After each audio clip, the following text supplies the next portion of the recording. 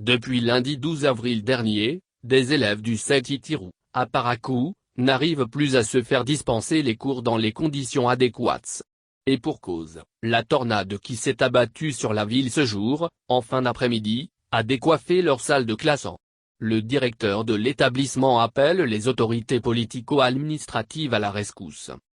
Au moment où l'année scolaire 2020-2021 aborde son dernier virage, le collège d'enseignement général, CEG, Itiru de Parakou est, depuis lundi 12 avril dernier, soumis à une épreuve.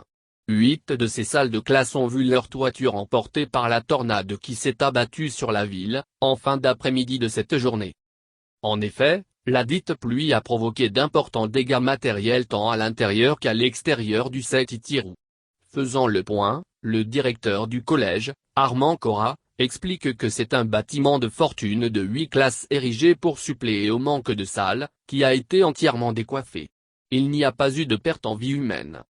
Se réjouit-il, le désastre s'étant produit aux environs de 17h30, heure à laquelle les élèves sont censés être en situation de classe.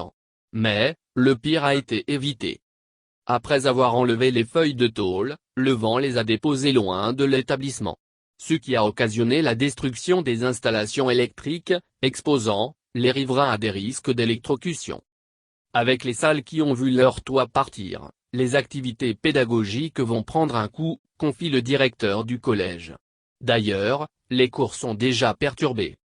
Le censeur est en train de prendre les dispositions pour réaménager les emplois du temps des classes de 5e qui occupaient ces salles en classe fixe.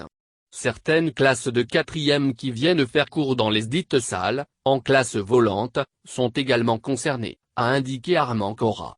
Il a alors appelé les autorités politico-administratives de la ville de Parakou et du département du Borgou à la rescousse. Ce serait soit, pour nous reprendre la toiture, soit nous construire carrément un bâtiment en bonne et due forme, a-t-il suggéré. Les habitudes seront bousculées. On sera obligé de faire les cours les mercredis soirs, vendredis soir et samedi matin, surtout que nous sommes presque à la fin du 3e trimestre avec très bientôt l'organisation des prochains devoirs, avertit le directeur. Cette année, il y a 66 groupes pédagogiques et près de 14 classes volantes dans ce collège. Avec les 8 salles endommagées, nous tendons désormais vers 24 classes volantes, a poursuivi le directeur. Si rien n'est fait dans l'urgence, l'établissement va connaître des moments difficiles jusqu'à la fin de l'année scolaire. De même, la rentrée prochaine risque également d'être compliquée avec l'arrivée d'autres élèves.